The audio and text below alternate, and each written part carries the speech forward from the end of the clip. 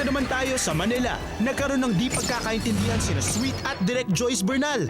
Sa isang concert raw ay sinabihan ni Sweet na mas maganda pala siya on TV na siyang di kinatuwa ng direktor. Kasi before that, nandun kami sa dressing room ng artista sa concert ni Mark. Kita kami ni Jan.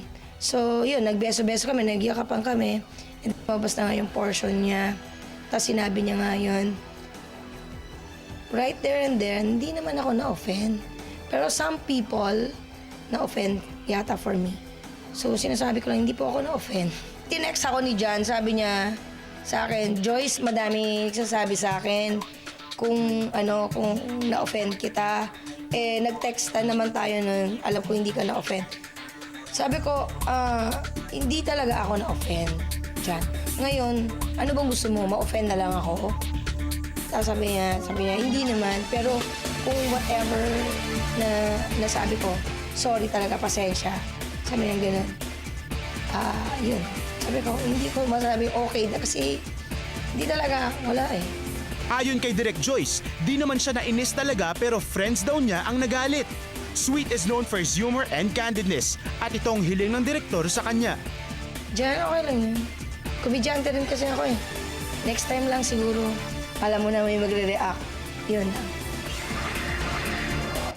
Ayan na nga ang komento ni Binibining Joyce Bernal. Pero Thank Sweet, you. anong masasabi mo doon na yung mga iba pala ang gumagawa ng issue at hindi na-offend si Actually, gusto kong Direct pasalamatan si Joyce na hindi siya na-offend. And yes, tama po siya. We are very close. At I am a comedian. Talaga nagjo-joke ako talaga.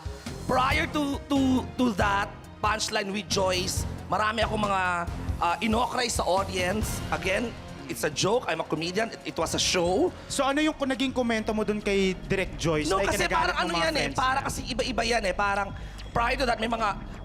ako pag nango-okray ako, okrayin ko muna ang sarili ko. Sinabi kong ganon, hindi ako pinapasok earlier sa Aliw Theater kasi napagkakamalan akong clown sa labas. Parang Okay, ganon. okay. Tapos bumaba ako sa audience, may nakita akong isang ali na nakamahabang damit. Sabi ko, may prayer meeting. Ganon yun eh. Tapos nakita ko yung mga artista. Sabi ko, nakita ko si Rica Peralejo, magkakatabi sila. Sabi ko, Rica, kamukha kita. Hindi ko naman kamukha si Rica. Okay. Tapos sabi ko, Piolo, gutom ako, nabusog ako, nakita kita. Hindi naman ako nagutom. So ang Okay. pangatlo, si Joyce. Sabi ko, Joyce, Direct Joyce, ang pangin mo pala sa personal, pero maganda po kayo sa TV. It was a joke. Everybody was laughing, even Joyce.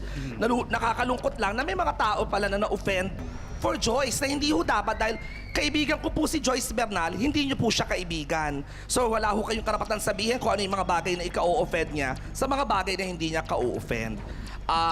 Other than that, I am bothered on the fact that there are some people recently, parang sinasamantala na in the past 2 years, I've been behaving very good. I've been very nice in the past 2 years kasi nga malapit na dumating si Santa Claus. He's coming to town. Yes, okay. Huwag niyo naman po sanang samantalahin. I assure you, pag hindi na ho ako nagjo-joke, mas nakakatakot po ako. Please, pakiusap lang. Sabi nga ng Incredible Hulk, do not make me angry. You would not like me when I'm Okay. angry. So, That is not a threat. It's Yeah. a fact. But between you and Joyce Bernal, We are everything okay. is okay. Yes, we are And you very guys much are okay. friends. Pareho kami ng sense of humor. We love each other and maganda si Joyce Bernal. Hindi siya pangit sa personal. Yung mga umu-okray sa akin, sila ang pangit. Ayan na po straight Minsan from John ine-name drop Lapus. ko sila rito. Okay, sige. Gusto ko yan. Sige.